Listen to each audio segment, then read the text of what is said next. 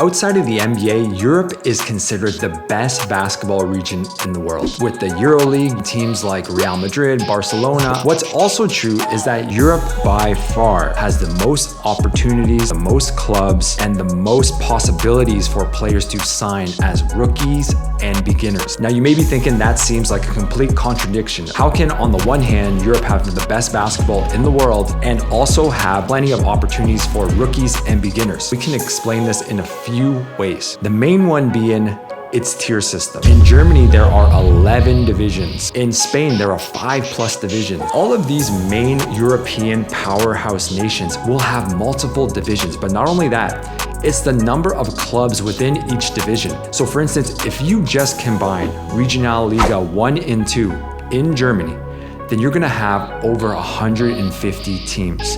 In Italy, if you look at their 3rd and 4th division, you're gonna have over 150 teams. Whenever there's a lot of teams, whenever there's a lot of rosters, then that means opportunities for you, for rookies and beginners to get your start and climb up the European ladder. And you won't really see this in any other region. For instance, when you look at the Middle East, this is essentially what I call a closed market, meaning it's reserved really for high-level players. Players who have NCAA Division I experience, players who have played in major markets before, players who have earned a significant amount of money before. They're not really signing any rookies, any guys who are coming from a D2 program, a D3 program. But the point being, in Europe, in these beginner divisions and tiers, there is really going to be no other region that compares not only to the number of teams, but the number of opportunities. Okay, now that we understand why Europe is such a goldmine to begin your overseas basketball career, what are some tangible ways, some actionable ways that you can actually play in Europe? Number 1, coaching. When you are beginning, usually the senior team will also have a youth academy or a youth club team. And most of the time, your team is going to want you to act as both a coach and a player. You're going to play for the senior team, but you're going to coach the youth team. So in that way, actually having coaching experience and youth coaching experience increases your value as an overseas basketball player. And you see this literally all over the place. Sweden, Switzerland, Germany, Spain, France. They're going to want you to do 2 things at the same time because it actually gives you more value to the team. I always try to explain it like this. If the senior team moves up from, let's say, the 5th division to the 4th division, they may see a slight increase in the value of the academy because now there's going to be more fans, maybe there'll be more kids that enroll in the program, etc. But if this academy develops the next Nikola Jokic or the next Luka Doncic, then the value of that academy is absolutely going to skyrocket because they're going to be known as the club or the academy that developed this huge European star. So in that way, they really value good coaches and they really value good foreigner coaches as well. Now, this is shifting a bit now since USA and American basketball has kind of decreased in value over the years a bit because now there's the shrinking gap between European basketball and American basketball, but foreign coaches still definitely hold value in these regions. So when I was playing, I was averaging like 26, 27 points and they said, we still value you more as a coach. They want to make sure I was there every day to coach and they would give me as many resources as possible to actually help their youth kids and help the kids come up through the academy. So when you are reaching out to these teams,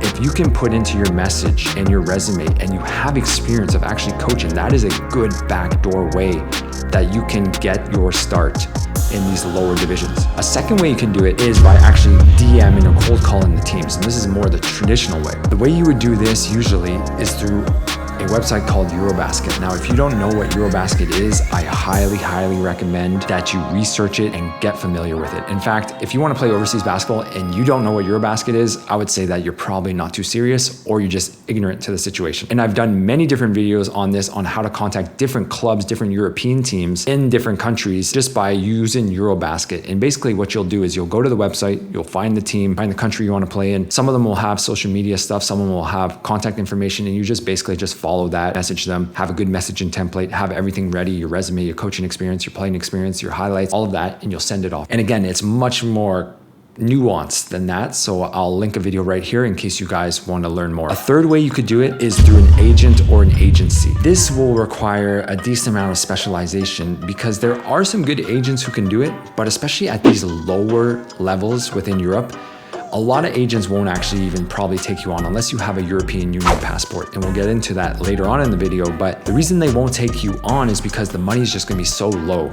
at these beginning leagues within the European system, we're talking about probably 200 euros to, let's say, 1,200 euros, around there. And remember, an agent only gets a 10% commission, maximum 10% commission of the total length of the contract. Let's say it's 10 months, 10,000 euros, 10% of that, $1,000, or a decent amount of work. So that's why I say that it may be a little difficult, but it can definitely still happen. And there is something called a FIBA agent portal where you can message agents throughout the world and try to sign on with them. I also did a video on that, so I'll link that right here. So that's the second way that you can do it, through a connection or an agent or someone who has a link to the European system. Third way you can do it is by actually going over in Europe and trying out. Now, if you are going to take this route, what I would do is, if I wanted to play in a specific region, I would attend a tryout in that region. So for instance, say I want to play in Spain, then I would go to a tryout in Spain. I would not try out in the United States. I would not go try out in North California. I would go to where these coaches, where these agents actually are. And the big reason for that is just money. If you're already over there and you're already trying out, then you just eliminated a huge cost of flight. Because if you try out, and let's say someone is even watching you in North Carolina or in Tennessee, then they still have to pay for your flight to come all the way over to Europe. And it can be quite expensive, especially for a club that has a lower budget, like some of these beginner clubs. So that's why I say that some of them do have a good reputation, but this can be a bit dicey because sometimes they can just be a big money grab.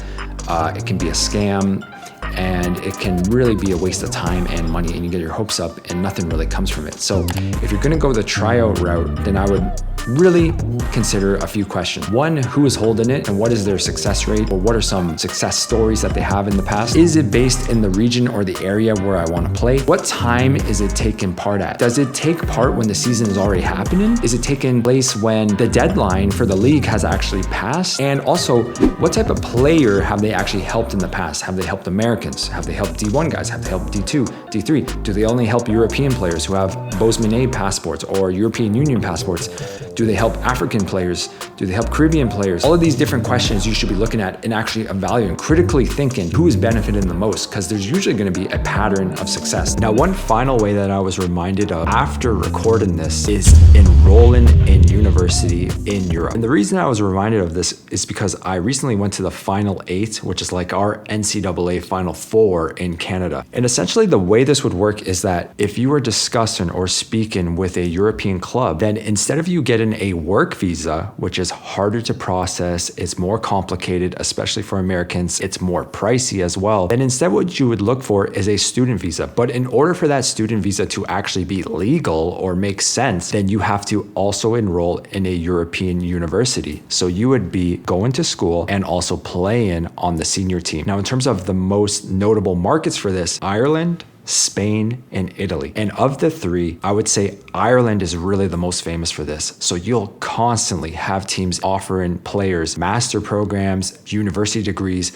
while also playing on the professional team. Now, sometimes the university is linked or associated with that professional team. Sometimes they are not, and they just happen to have connections, or they know that this is a way that they can attract players to come to Ireland. But either way, it works both ways. It's not like your professional team has to be associated with the university club. So this is kind of like a workaround that a lot of European clubs have done over the years, because in some of these European countries, there's actually a threshold of how much money you have to make if you're on a work visa. But as I mentioned earlier in the video, especially if you're starting at these lower levels where they pay you very low salaries, then it will be difficult to actually reach that threshold of 24,000, 12,000, etc. So this is a way that they can work around that. On a student visa, you actually don't have any threshold of how much money you have to make. Instead, all you have to do is fulfill that promise of enrolling in a university, staying in that university, not flunking out, and then also playing basketball. Now, this video is really about 5 quick ways that you can play in Europe, but to be honest with you, we could have broken down each of these methods for a much longer length video. So if you're interested in learning more about a specific technique, click on this video right here. Otherwise, thanks so much for tuning in. Take care. Peace.